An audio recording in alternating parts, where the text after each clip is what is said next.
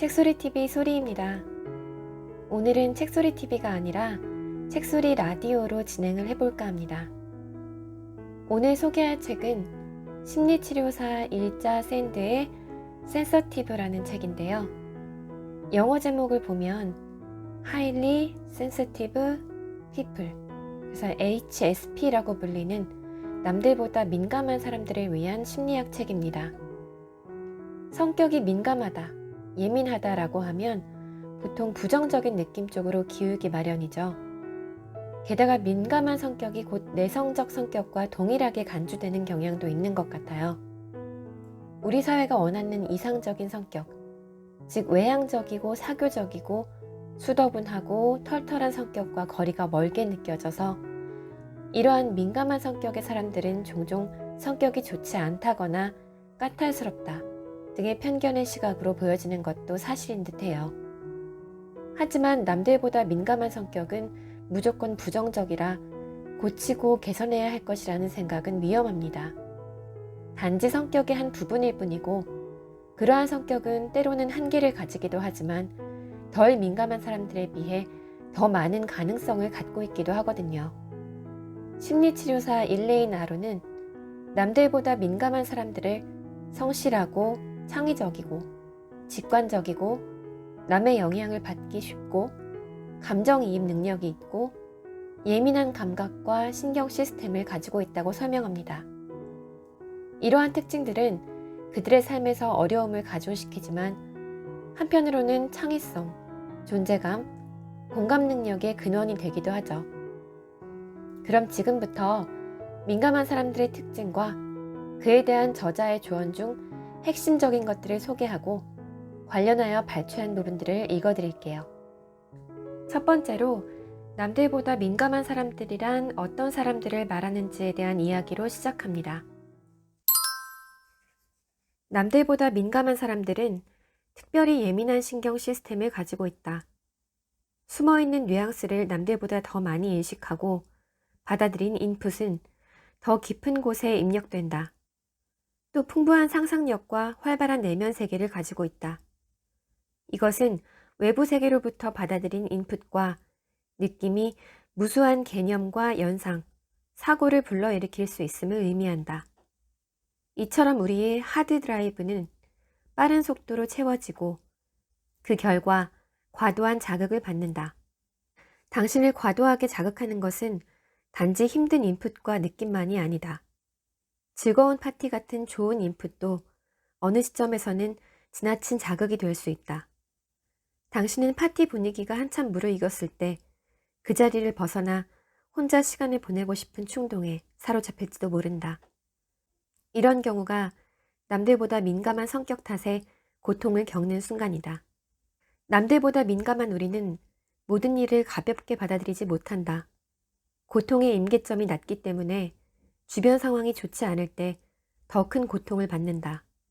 하지만 다른 관점에서 보면 남들보다 민감한 사람들은 뛰어난 감정이입 능력을 가지고 있다. 우리는 상대방의 이야기를 들을 때 깊이 공감할 수 있다. 그래서 남을 돌보는 직업을 선택하고 그 분야에서 능력을 인정받는 경우가 많다. 민감한 사람들은 남에게 고통이나 불편을 주는 걸 극도로 싫어하고 피한다.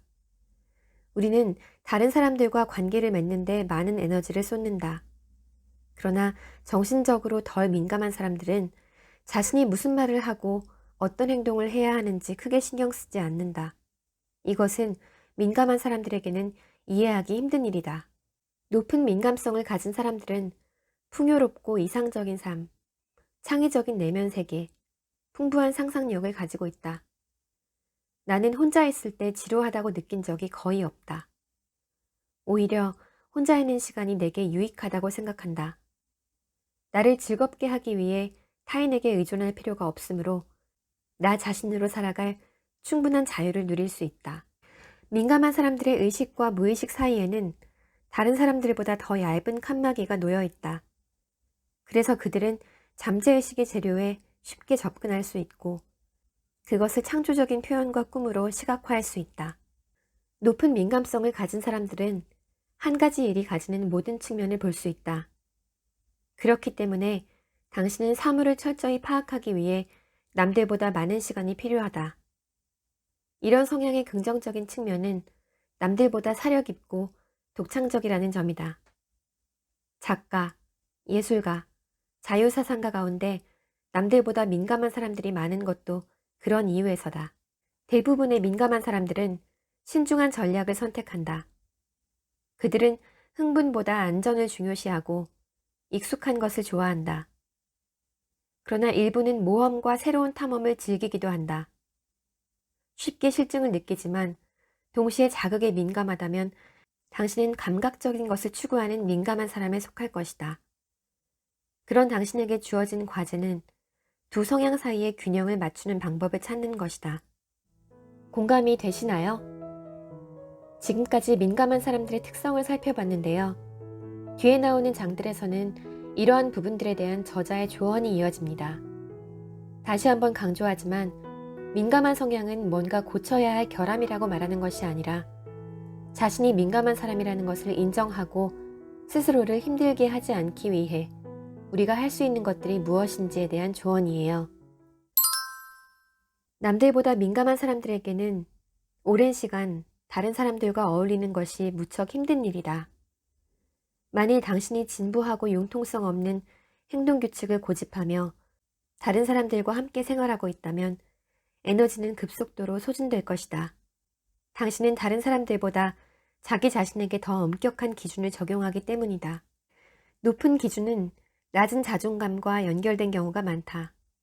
높은 기준은 낮은 자존감을 보상하기 위한 방편이다. 자기 자신이 사랑받을 만한 가치가 없는 사람이라는 생각이 강할수록 당신은 그것을 보상할 전략을 찾기 위해 더 많이 노력할 것이다. 남들보다 민감한 사람들이 낮은 자존감을 갖게 되는 데는 여러 가지 요인이 있다. 우리의 행동은 사람들이 이상적으로 생각하는 행동 방식에 부합되지 않는다. 우리는 그런 문화에서 자라났다. 우리 중에는 어릴 때 뭔가 문제가 있는 아이라는 비난을 들었던 사람도 있을 것이다. 이렇게 높은 기준과 낮은 자존감으로 인해 민감한 사람들은 모든 것을 자기 탓으로 돌리거나 자신은 사랑받을 수 없는 존재라고 생각할 수도 있습니다. 버림받는 것에 대한 두려움도 다른 사람에 비해 클지도 모르죠.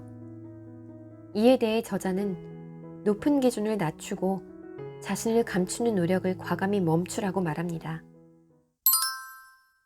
남들이 기대하는 모습에 맞추기 위한 노력을 포기하고 본연의 모습을 보여줄 때 새롭고 긍정적인 경험을 하게 된다. 완벽하지 않은 모습을 보여도 사람들이 당신을 그룹이나 공동체에서 소외시키지 않고 여전히 좋아한다는 걸 알게 될 것이다. 그것은 두려움을 없애주는 해독제 같은 역할을 한다. 당신은 자신의 진정한 모습 그대로 살아갈 용기를 얻고 다른 사람들과 더 오랜 시간 즐겁게 어울리면서 더 많은 에너지를 쏟을 수 있을 것이다. 이어서 민감한 사람들이 맺는 관계에 대한 이야기입니다. 남들보다 민감하고 예민한 사람들은 실제로 소모적이고 과도한 자극을 주는 대화에 쉽게 빠져든다. 그들은 상대방에게 친절하고 배려 깊고 수용적인 사람이 되려고 노력한다. 당신은 천성적으로 타인의 상황에 공감하려는 마음을 가지고 있을 것이다. 민감한 사람들이 공통적으로 갖고 있는 이런 능력은 자기 문제를 남에게 떠맡기려는 사람들에게 매력적으로 느껴진다. 그러나 그런 관계를 오래 이어가면 얼마 지나지 않아서 사회적인 에너지는 바닥을 드러내고 말 것이다. 그러므로 당신은 남들의 이야기를 들어주기 위해 사용하는 시간, 대화를 나누는 사람들의 성격 유형을 현명하게 분별해야 한다. 당신의 에너지 수준은 한정되어 있기 때문에 의미 있고 보상받을 수 있는 관계에 그 에너지를 사용해야 한다. 분노라는 감정을 민감한 사람들이 표출하는 방식은 어떠할까요? 예민한 사람들은 대체로 분노의 감정을 좋아하지 않는다. 사람들은 화가 나면 주로 이분법적으로 사고하고 타인의 감정에 공감하지 못한다. 민감한 사람들은 그런 상태를 싫어한다. 어떤 사람들은 자기 자신의 행동이나 타인의 행동에 대해 분노를 표출하면 기분 전환이 된다고 생각하지만 민감한 사람들은 화를 낼 때 많은 자극을 받고 신경계의 균형을 잃어버린다. 그들은 화를 내고 나서 다시 감정을 추스르고 균형을 잡을 때까지 많은 시간이 필요하다. 당신은 화가 머리끝까지 치밀어 올라 감정을 표출할 때 스스로 큰 타격을 받을 것이다. 당신에게는 자기 자신의 강렬한 감정뿐 아니라 다른 사람의 감정에 이입하는 예민한 안테나가 있기 때문이다. 당신이 누군가에게 상처를 주면 그가 느끼는 고통을 같이 느끼게 된다. 당신이 예민한 성격의 소유자라면 갈등 상황에서 물러서서 자기 자신 그리고 다른 사람에 대한 감정을 재조정하는 조용한 시간을 갖는 게 좋다. 마지막으로 저자는 타인의 기대에 맞추기 위해 자기 자신을 바꾸려고 노력하는 대신 자신을 있는 그대로 인정하고 사랑하는 방법을 배워야 한다고 조언합니다. 남들보다 민감한 성향은 궁극적으로 없애야 할 어떤 결점이 아니다. 당신이 남들보다 민감하다면 자기 자신에게 쉴 수 있는 시간과 더 많은 관심과 돌봄을 제공해야 한다. 자신의 모습을 있는 그대로 받아들일수록 남들과 어울리기 위해 더 적은 에너지를 쓰게 되고 그만큼 더 강한 사람이 될 수 있다. 남들보다 민감한 성향에 대해서 올바로 이해할 때 우리는 정상적인 것이 무엇인가에 대한 인식의 범위를 확장하게 된다. 원기왕성하고 외향적이고 에너지가 넘치고 스트레스에 잘 대처하고 개방된 사무실에서도 즐겁게 일할 수 있는 것만이 이상적인 존재 방식은 아니다. 같은 종 안에 두 가지 유형이 있다는 사실을 받아들일 때 우리는 치열한 경쟁 속에 살아가는 자신의 자아에 대한 정체성을 발견할 수 있다.